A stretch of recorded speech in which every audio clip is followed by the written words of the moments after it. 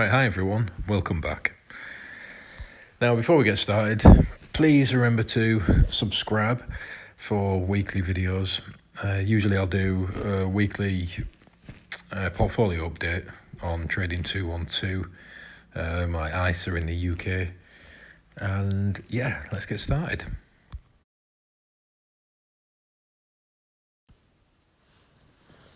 Right, so here's the portfolio update for this week. Now, it is currently standing at 4.86% or 85% or whatever. Earlier in the week, it was actually up.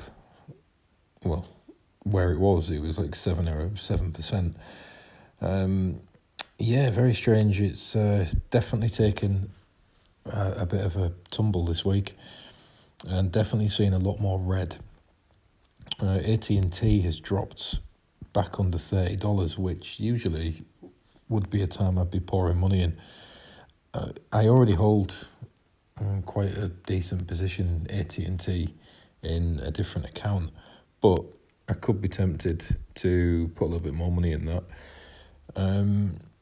But I am holding back quite a large position in cash at the moment because there's definitely going to be a pullback, and I'm going to be very selective where I put that money when the correction happens, because it's not a question of if, it's when. It's definitely coming. It's just the nature of the beast, and obviously with the backdrop of all the uncertainty and everything that's going on right now, there's huge job losses. And yeah, I mean, I run a couple of businesses myself, and I can already see my own sort of sales data. Over the past 3 weeks, it's definitely taken a turn, and there's more negative feeling around. And I've spoken to a few other business owners in lots of different sectors, and it's a very similar case. Obviously there's still businesses doing very, very well, but we're talking about the overall broader sort of picture. And a similar thing seems to be happening on the stock market as well, which is really interesting. But there's a lot of negative news right now. There's lots and lots of talks of huge job losses. Lots of virus news and new cases, etc. But it's one of those things where the stock market will react to this, because the economic backdrop is just... Obviously, there's always a disconnect between the two, but confidence is definitely ebbing away at the moment. So we will see what happens over the next few weeks, few months. But yeah, there'll definitely be opportunities for buying. Now, the new position I'd started, I think last week or whenever, maybe the week before, JP Morgan, that's down. We're down 4%. Average price was $93, so we're down nearly $2 a share. So I could be potentially putting some money into that this week. Kraft Heinz again is down just under 1%. I think Legal & General was up at 20% last week for me. So that's dropped, 9% in the week. LTC Properties again, I think that was up about 8%, down at 1.29% now. So that's definitely come down. But again, that could be one that I'll be looking at putting money in, because that, along with Shaw Communication and Stag Industrial, these are monthly dividend payers. Stag Industrial is one I really, really like. I've got a bigger position in a different trading account.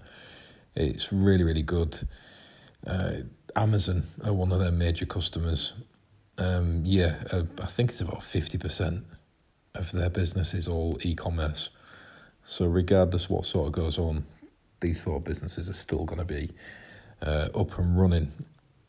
And actually, I can't remember what the dividend is. It's a decent dividend, 4.8%, so it's not too bad at all. Decent profit margin, and good debt to asset ratio as well, which is always interesting. But a lot of the time these things don't actually matter in in the grand scheme of things, sometimes the metrics don't match with the price. Under Armour, that was a free share that somebody kindly used the link in the description to buy some shares, so I got that for free. Now, as well as being holding a big cash position, I'm going to be building up my bond position. Now, on the allocation front, we can see it's about 7% there. I want that up around the 15%, especially going into the next few months. I would quite like that up there. But, I've got quite a big risk appetite, so I'm not massively worried if this portfolio went down like 50%, because I'll just pour money in and average it down and buy the companies that I've been looking at for a while. Now, the news this week has been Warren Buffett has apparently, or Berkshire Hathaway even, has bought into Dominion Energy. And I've had a quick look at the deal myself, and it's not a good deal, I don't think. It's just got a very funny sort of flavour about the deal. And the market thought the same because it's dropped 10% this week.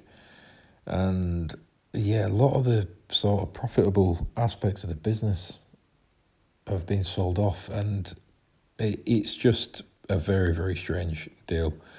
And I wouldn't be particularly confident if I was holding Dominion Energy personally.